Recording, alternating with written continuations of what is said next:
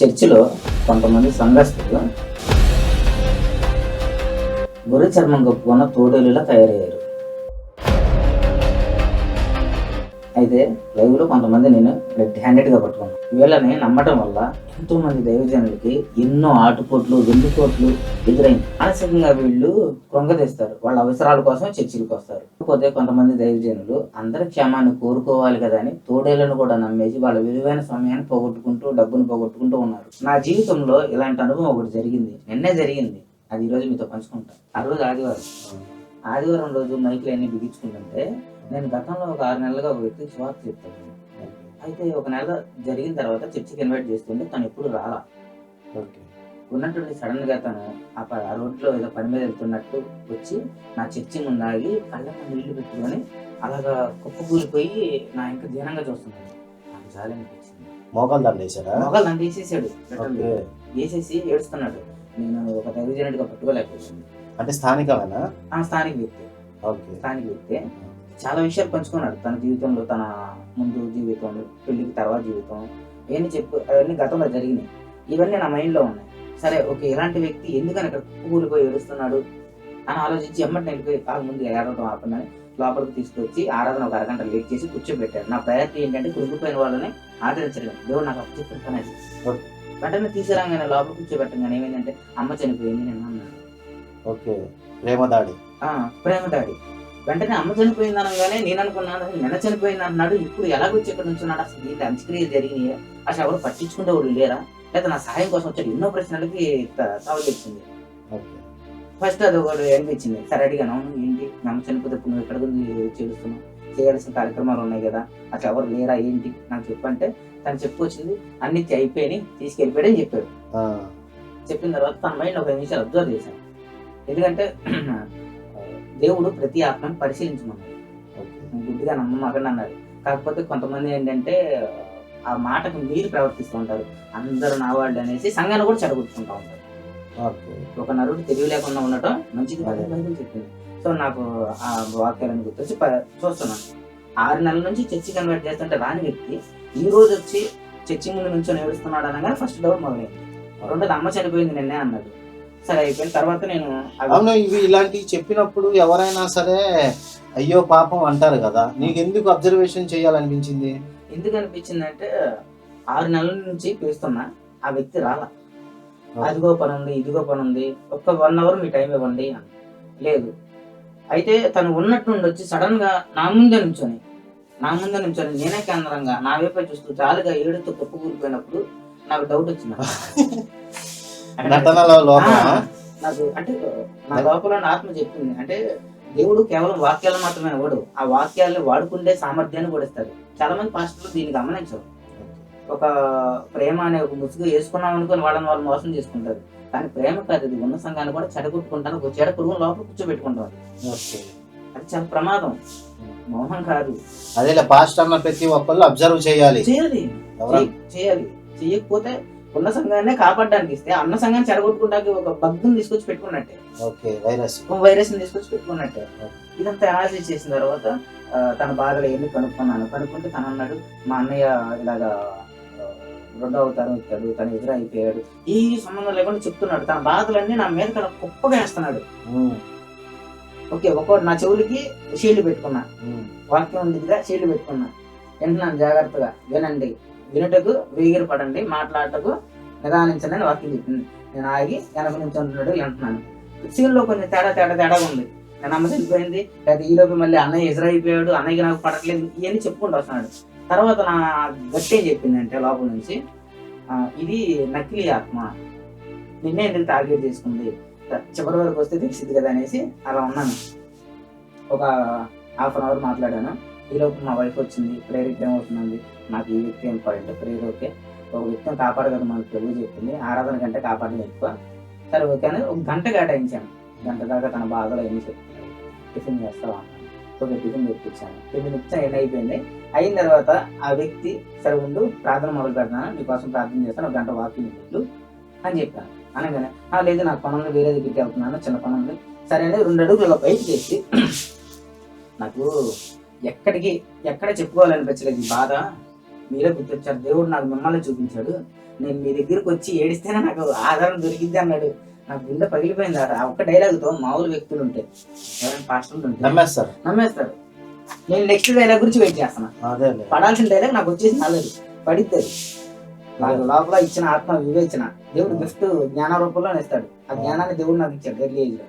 So next ఓడ్ అంటే నాకు తెలుసు డైలాగ్ అనగానే తర్వాత ఏంటన్నా అంటే అక్కడ జరిగింది ఏంటంటే, నువ్వు చర్చికి రమ్మన్నావు, చర్చికి రమ్మన్న దాన్ని పక్కన పెట్టేసి తను చెప్పాలనుకున్న దాన్ని మాటతో మళ్ళీ మలిచాడు. అది నీకు అబ్జర్వేషన్ అర్థమైంది. రెండోది పెద్ద లోపం చేశాడు. అమ్మ చనిపోతే అమ్మ దగ్గర కూడా ఏడవాలని అనిపించలేదు, నీ దగ్గరికి వచ్చి ఏడవాలనిపించింది. దేవుడు నిన్నే చూపించాడంటే అది ఎంత పెద్ద అబద్ధం. అది అదే అదే అదే అదే అదే అసలు చిన్న అబద్ధం కాదు, చాలా పెద్ద అబద్ధం. అది మామూలు అయితే ఫ్లాట్. అది మాస్టర్లు అయితే మోసపోవడం కాదు. వెంటనే అమ్మరం 2 ఎకరాలు అమ్మేసి ఇచ్చేసి రోడ్డు మీదకి వస్తాడు. పాపం ఇలా పాస్టర్లు ఎంతమంది పొడిపించుకుంటున్నారు కదా డైలీ. నేనున్న ప్రాంతంలో చాలా మంది మగ్గిపోతున్నారు. పాపం సేవ చేద్దామని వస్తారు. దేవుడు సేవ చేసి మీకున్నాయన్ని కలిగినాయి అన్ని అమ్మి భేదలు కనుకరించండి అంటే, అసలు నిజమైన భేదలు వస్తే వాళ్ళని ఆ ప్రేమను చూడలేరు. అయితే ఎప్పుడైతే ఫేక్ వ్యక్తులు వచ్చి ఆ వ్యక్తిని పొగడంగానే మీరు పరిచర్య, మీరు గొప్ప పరిచర్య అనగానే వాళ్ళని నమ్మేసి ఆ తోడేలు పసికట్టుకుని అన్ని కోల్పోతూ ఉంటారు. చాలా మంది అడిగి రోడ్డు మీద ఉన్నారు. చదివించుకోలేని స్థాయికి దిగజారు. దేవుడు ప్రేమించమన్నాడు. మంచి ఆత్మలను గమనించి వాళ్ళకి శుభ్రంగా నేర్పి, అంటే మంచి ఆత్మలు చెడిపోయింది ఒక రాంగ్ రూట్ లో వెళ్ళి వాళ్ళని పసికట్టండి, వాళ్ళకి దేవుడు వాక్యం చెప్పండి, అందరికీ దేవుడు వాక్యం చెప్పండి. అయితే వచ్చే ప్రతి ఒక్కరి చేత పొడిపించుకోమాకండి. అంటే సంఘాల్లో చర్చిల కంటే కూడా పాస్టర్లకి భజన ఎక్కువ అవుతుంది. సాక్ష్యం చెప్పండి అంటే దేవుడు చేసిన ప్రణాళిక చెప్పకుండా ఆ పాస్టర్ గొప్ప, మా పాస్టర్ ఇది, అయ్యగారు నేను, లేకపోతే జీవితం లేదు అన్నట్టుగా చెప్తున్నారు. ఇది ఎంతవరకు నిజం? ఇది 100% ఇదే నిజం. ఎందుకంటే వీళ్ళని తయారు చేసింది కూడా వీళ్ళే. బైబిల్లో ఒక వాక్యం ఉంది, జనులు హితబోధ సహింపక దురద చెవులు కావాలి, తమకు అనుకూలమైన బోధకులు తయారు చేసుకున్నారంట. పాస్టర్ వచ్చే ఉద్దేశం ఏంటి? ఏ పాస్టర్ అయినా సరే, అరే మంచిగా సేవ చేయాలి, డబ్బు కాసిపడకూడదు, 10 మంది ఆత్మలే ప్రభు ముందు నాకు గొప్పగా కనిపించాలి రేపు పొద్దున్న ఆయన రాకల్లో. ఇదే ఏమో. ఇలా వచ్చిన పాస్టర్ని జనాలు ఏం కావాలి? వాళ్ళకి దురద చెవులు కలిగిన పాస్టర్లు కావాలి, వాళ్ళకి ఓకే వాళ్ళు కావాలి. వాళ్ళ కోసం వీళ్ళని తయారు చేస్తున్నారు. పాపం పాస్టర్లు ఏం చేస్తున్నారంటే, మీరు గొప్పవాళ్ళు మీరు చేసేశారు, ఎక్కడికో వెళ్ళిపోయాను నేను అనగా నీ పాస్టర్ ఇక 2వ రోజు నుండి ఇదే అలవాటు పడతాడు. మైక్ పట్టుకొని ఇలా తయారైన వాళ్ళందరూ వాళ్ళే జనాలు తయారు చేసుకున్నారు. చెప్పమ్మా నేను ఏం చేశాను నీకు, అమ్మ నన్ను రాత్రి ఏం చేశాను నీకు, అయ్యా నేను ఏం చేశాను నీకు అనగానే వీళ్ళందరూ అయ్యగారు రాగానే మా అబ్బాయి డిగ్రీ పాస్ అయిపోయాడండి, ఐఏఎస్ కూడా అయిపోయాడని చెప్పేస్తున్నారు. ఈ భ్రమలో బతుకుతూ సంఘాలని వాళ్ళ జీవితాన్ని నాశనం చేసుకుంటూ ఉన్నారు. 100% మీరు చెప్పింది నిజం. జనాలు పొగడ్తలకు అలవాటు పడిపోయారు. పాస్టర్ దేవుడిని చూడలేక, ఆయన మార్గాన్ని చూడలేక. అలా ఎందుకు అనుకోవాలి? ఇప్పుడు దేవుడు మంచి చేయమన్నాడు కదా, సో మరి మంచి చేస్తున్నారు, ఆ దోవలో వాళ్ళు మోసపోతున్నారు అనుకోవచ్చు కదా. ఆ మంచి కూడా వీళ్ళు యూట్యూబ్ లో నుంచొని ఒక 10 మంది 10 దుప్పట్లు మంచి 1,00,000 దుప్పట్లు మంచి చూపించుకోకపోతే ఓకే, అది అట్లాంటి వాళ్ళు లేరే. నేను చెప్పలేదు, నేను అందరి గురించి మాట్లాడటం ముఖ్యంగా గుర్తుపెట్టుకోవాలి. కొంతమంది ఇలాంటి వాళ్ళు ఉన్నారు, చాలా మంచి వాళ్ళు, వాళ్ళ జీవితాన్ని సాక్రిఫైస్ చేసి ఇప్పటికి అడవుల్లో లేకపోతే ఇలాంటి మానవ మృగాలు తిరిగేటటువంటి ఈ సిటీల్లో కూడా వాళ్ళు పొడిపించుకుంటూ ఉన్నారు.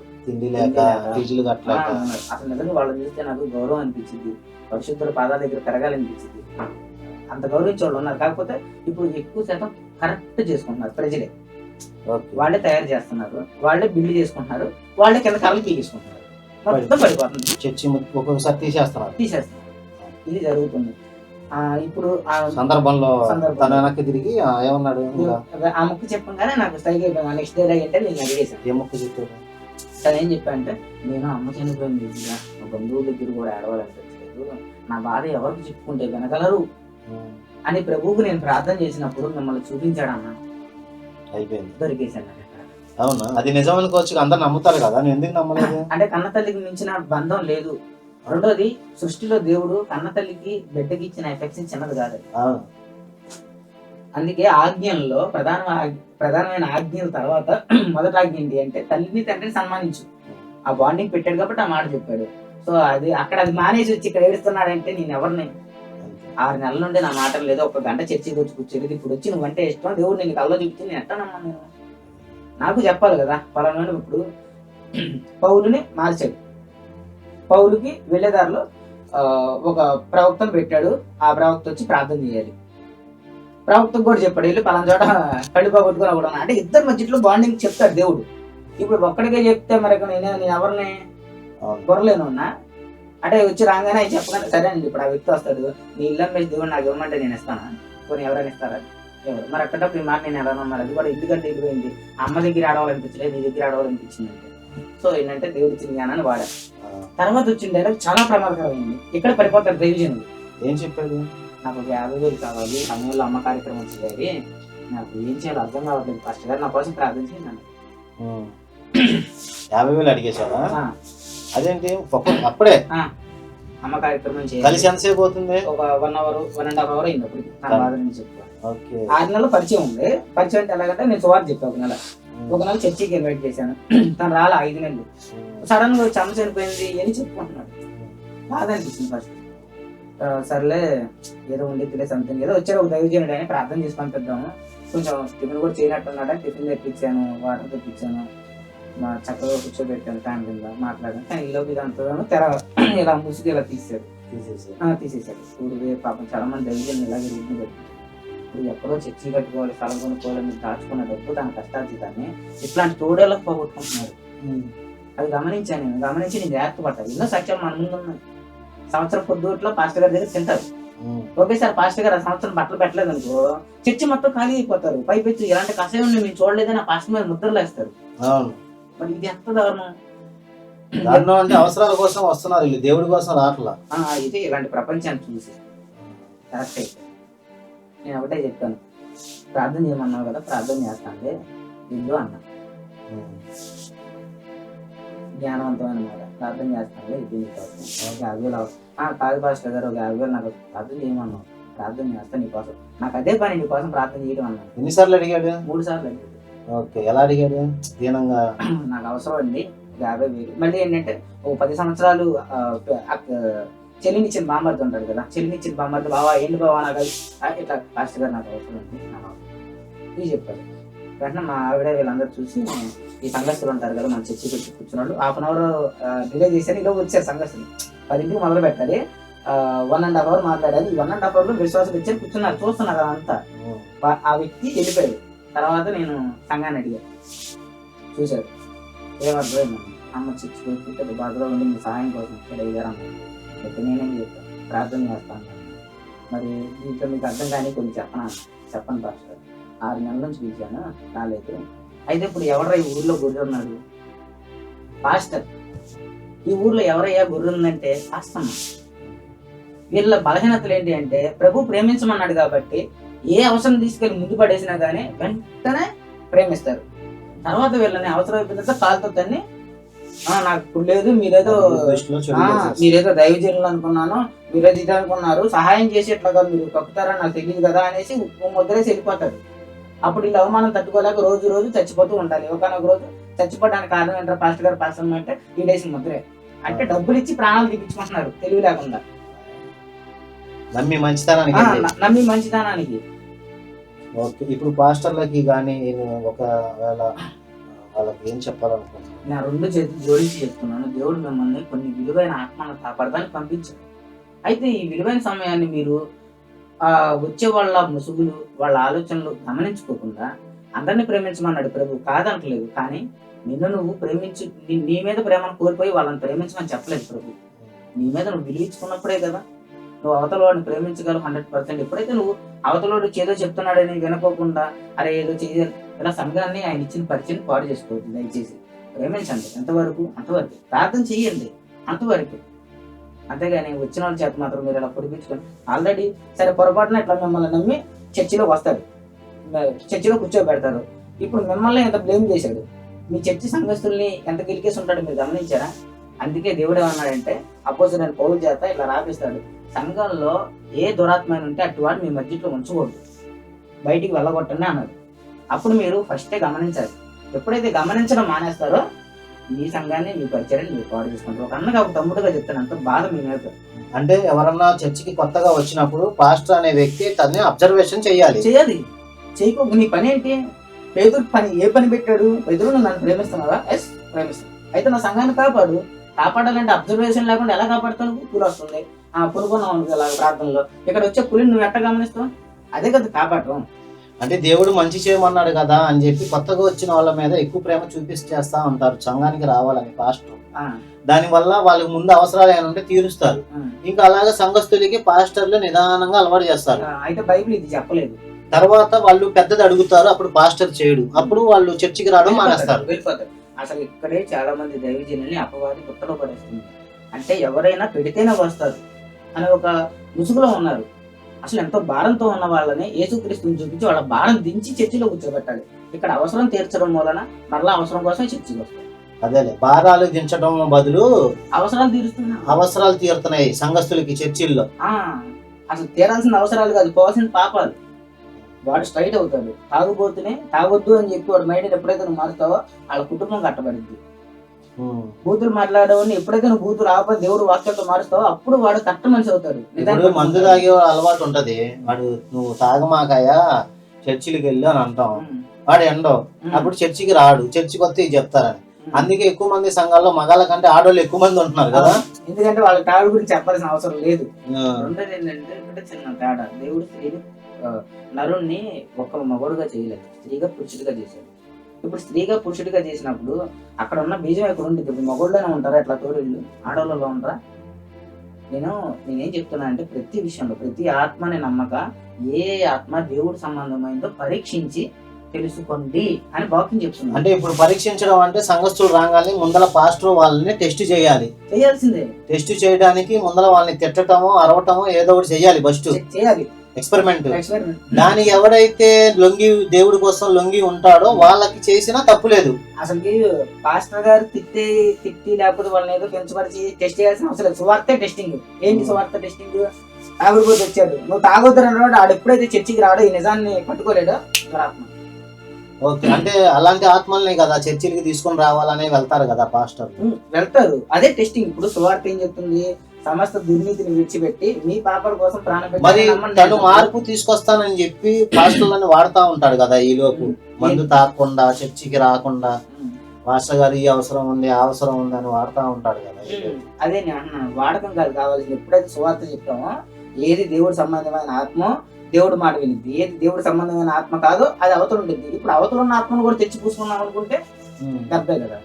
అది మంచి ఆత్మ దురాత్మ చూసి పరీక్షించి తెచ్చుకోవాలి. ఈ రియలైజేషన్ ఉండాలి. లేకపోతే చాలా పెను ప్రమాదం. ఉన్న ఆత్మను కూడా చెడగొడతారు. ఏమని చెడగొడతారు? అసలు పాస్టర్ గారు నేను ఏదో మంచోడు అనుకుని వచ్చాను కానీ అసలు నిన్న భోజనాలు పెట్టేటప్పుడు 10 అండి నా పేరు ఎందుకు చెప్పలేదు అంటాడు. ఆయన ఏదో బిజీగా ఉండి మర్చిపోతాడు. అంతమందికి పేర్లు చెప్పాలా? దేవుడు చూస్తాడు, చెప్పినా చెప్పకపోయినా పాస్టర్ గారు చెప్పాలి. పాస్టర్ గారు చెప్పకపోతే నేను ఇచ్చిన 5 రూపాయలకి న్యాయం జరగాలి. ఇక్కడ నన్ను నమ్మాలి. అంటే చర్చిలో 5 రూపాయలు ఇచ్చిందంటే మన దగ్గర ఉన్న డబ్బులు అసలు ఉంచుకోదు కాబట్టి ఒక 1,00,000 రూపాయలు అప్పే వచ్చాము కానీ బిల్డప్ కావాలి అందరి దగ్గర. ఆ అప్పులు ఆ డబ్బులన్నీ తీసుకొని ఎగ్గొట్టి వెళ్ళిపోతే పాస్టర్ గారిని పట్టుకుంటారు. ఇది అలా ప్లానింగ్. ఇలా వాడుకుంటున్నారు పాస్టర్. సో ఏంటంటే అందరికి ప్రేమపూర్వకంగా చెప్తాను, నా సహోదరుడు బిడ్డను అనుకోండి.